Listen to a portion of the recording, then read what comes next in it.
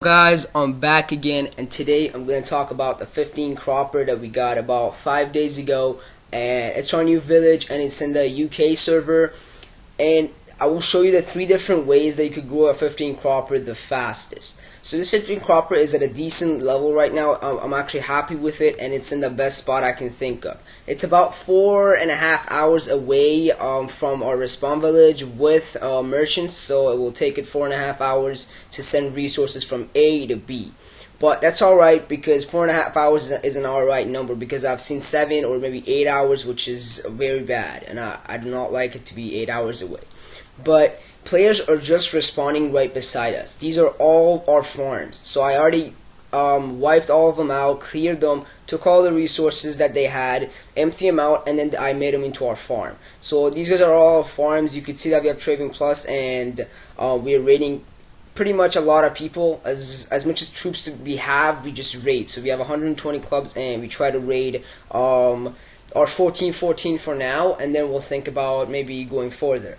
But the players that I'm not raiding, like look at this guy, it's because he has beginner's protection. The moment his beginner's protection is over, I'm gonna empty him out, and then yeah, take his resources and then make him into a farm. This guy right here with 146 population is probably the highest one within my 14-14, so I might have to take this guy down when I get catapults. We already researched rams, so if I show you in our workshop, you will see that we have rams, but we're just trying to get the catapults and then start wiping villages, crop blocking them, and then making them into a farm easy. So catapult needs about it's a workshop at level 10 and an academy at level 15, which is really hard, but we're gonna have to deal with that. But the first way you could grow this village 15 cropper is to farm. So build croplands in the beginning, like make them to all level 2 or all level 1 or whatever makes you feel good about it, and then start making troops. It holds a lot of troops. You don't have to be worried about crops or anything else. It holds a lot of troops, and we're just raiding like crazy right now. It's not crazy, but we have to make it crazier, because if those guys are done with their beginner's protection, they're just going to be another farm, and we have to farm even more. So you have to at least have about, let's say, 50 to 100 farms at least to be able to grow it the fastest. But start from like little farms and then get more troops, build more farms, get more troops, and that's all you have to do. So that's one of the ways you farm. But in order to do that, you actually need a boost. So what I mean by that is you send a little bit of resources to your 15 cropper just to be able to build at least the barracks, and you're able to at least build 3 troops and then start from there, or build at least 10 troops and then start from there, and keep clearing every village and taking all the resources and all those stuff. So that's what we did. B is actually our capital, so I built the palace and then I made it our capital officially. So we have evasion on this village because we have twice the number of troops in village B than A. So within 5 days we got 120 clubs. We're farming like crazy, all croplands to level 4, and now we're just upgrading the granary, and then we will start upgrading the workshop and the academy just to get the catapults. So your first goal when you get your 15 cropper is to just make sure you get troops, make sure you start raiding. That's what you want to do first. Second, making it our capital doesn't really take that a lot of time. The max it will take is probably 3 hours, just to wait for the embassy to build, and then getting your main building to level 5, and then the palace, and then making it officially your capital. That doesn't take long. You should set a goal to making it their capital, but you don't have to really be worried about that. The most important goal is to getting catapults. A 15 cropper without any catapults is basically a waste, because you want to clear every village. You want to make everyone that you see as a threat into a farm. That's what you want to do. You don't want anyone as a threat near you.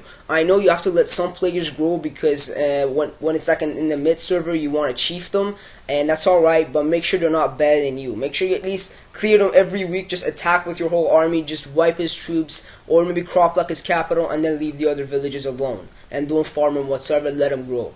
So that's one thing you could do, just to let other players grow a little bit, so you have time to chief them and all this good stuff. So the second way is, so the first way was you farm a lot. The second way is sending resources. I told you guys that gold club is amazing, and I'm saying it again. First of all, you get evasion, which is perfect. This is probably the only reason I like it. Second of all, you get farmers, which makes your life, I don't know how to tell you, it saves you hours and hours per day, because all you have to do is click on check all and then start raid, 2 clicks. If you didn't have gold club, or you didn't have the farm list and all those stuff, then you had to actually open the farms up and then go send troops and then pick the amount of troops, then go okay and whatever. It will take forever, but all you gotta do is like check all and then start raid. And I showed you in my last video how you could bring the last guys over here up front, so right here. So you just click on check all and then start raid, and everything works out well.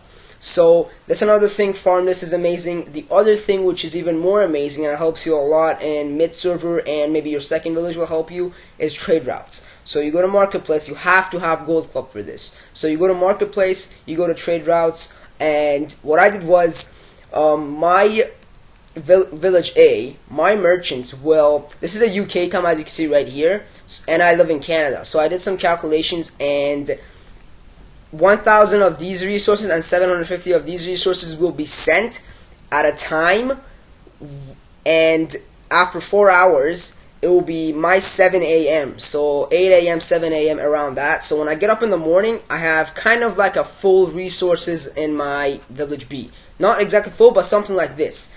I'd rather have something like this than not sending any resources to B and having, let's say, 1,000 of these. Obviously, I'm going to like this more because I'm able to build a lot more. So that's what happens, and I put another one for when I come back from school. So at 3 p.m., around 4 p.m., when I come back, then I still have the same amount. And it only takes 4 hours, so you just got to do some calculations. If it's your own time zone, that's even better. So let's say you're playing on the US server or the UK server and you actually live in UK or US, then it's much easier for you. But for me, I did some calculations. It was alright. It didn't take that long, but you could easily get a lot of resources in your village when you sleep or when you're not online for about like 5 hours or a long time. And you have duels, obviously, but when you get online, your duel's not online. And when you're online, you won't be able to do anything because all the resources are gone and you guys built a lot. So make sure you do that. And Village A, all we're growing is basically every resource tile, because we want to get more resources in A and then push everything to B. That's what we're doing. This is the best way to do it.